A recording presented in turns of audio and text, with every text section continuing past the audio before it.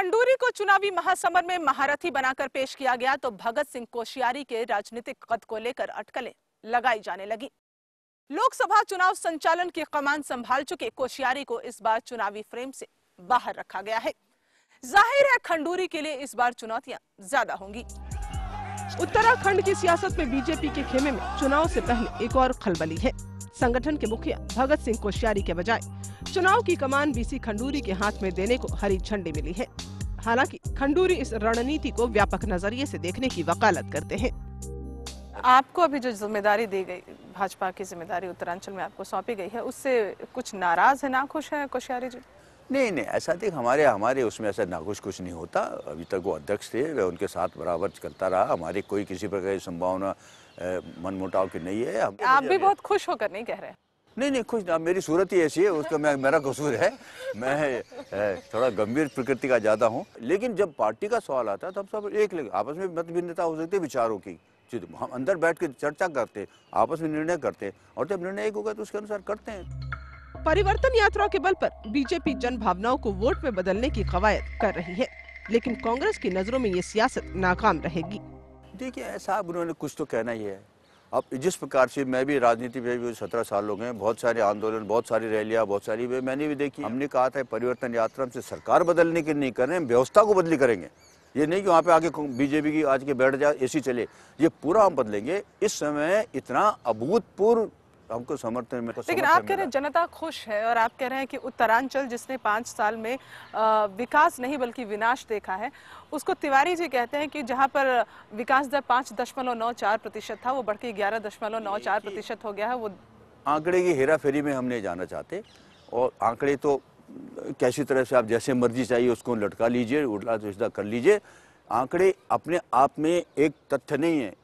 एक बहुत से चीजों में एक चीज है, आंकड़े का प्रभाव तब होता है जब आप देखिए समाज में परिवर्तन हो रहा है, आंकड़ा कितना प्रतिशत बढ़ा है घटा, लेकिन वहां तो अंधकार हो रहा है। उस अंधकार में आप बोलेंगे मैं 10% पे गया, कोई मतलब नहीं है। तो ये आंकड़े जो है ये मैनिपुलेशन किए।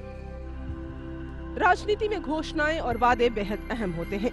खंडूरी भी इस बात से वाकिफ है। सत्ता के लिए वादे मजबूरी हैं, तो विपक्ष के लिए वादा खिलाफी मुद्दा। लेकिन इस राजनीति में जनहित की उपेक्षा किसी सूरत में नहीं होनी चाहिए। लड़ाई आने वाले 5 साल तक सत्ता पर काबिज रहने की है। बीजेपी के लिए निशाना है कांग्रेस, और जनहित के तमाम मुद्दों की नजरों से बीजेपी कांग्रेस पर निशाना साधने की तैयारी कर रही है। घर की रसोई के बिगड़ते बजट से लेकर बाजार की महंगाई तक बीजेपी अपना चुनावी एजेंडा जाहिर करती है।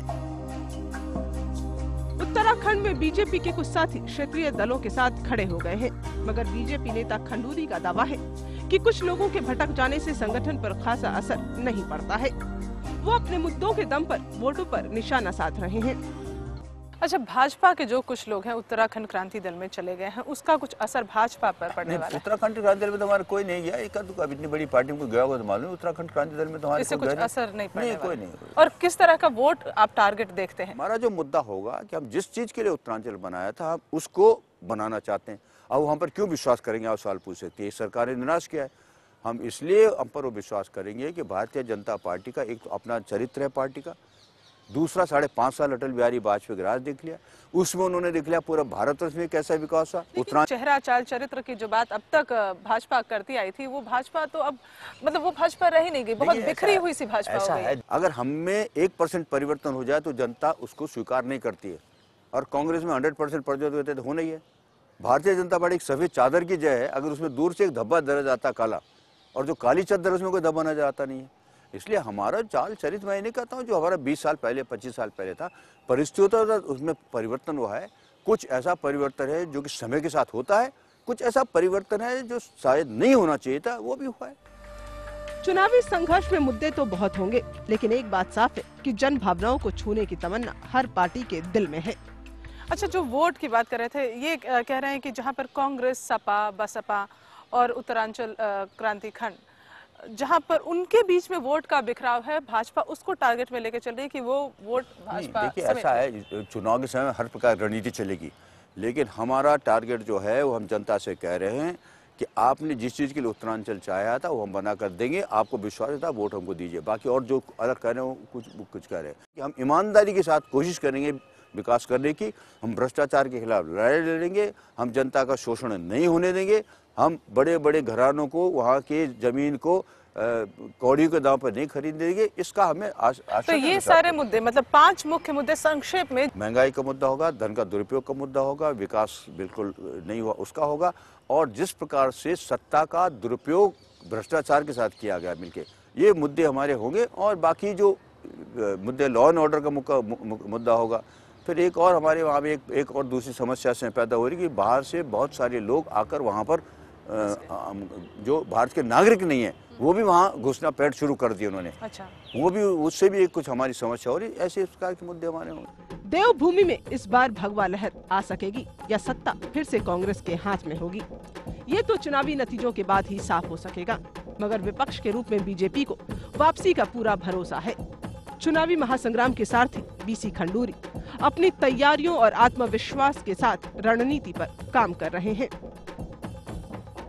उत्तराखंड में इस बार कौन सा सियासी आंदोलन होगा जो सत्ता की राह आसान बनाएगा? उत्तराखंड में बीजेपी ने कांग्रेस सरकार को बदलने के लिए अपने पहले प्रयोग को सामने किया है।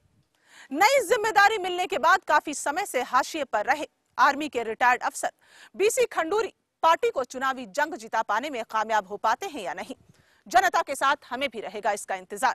आपका नेता में आज बस इतना ही। अगले हफ्ते फिर मिलेंगे। नमस्कार।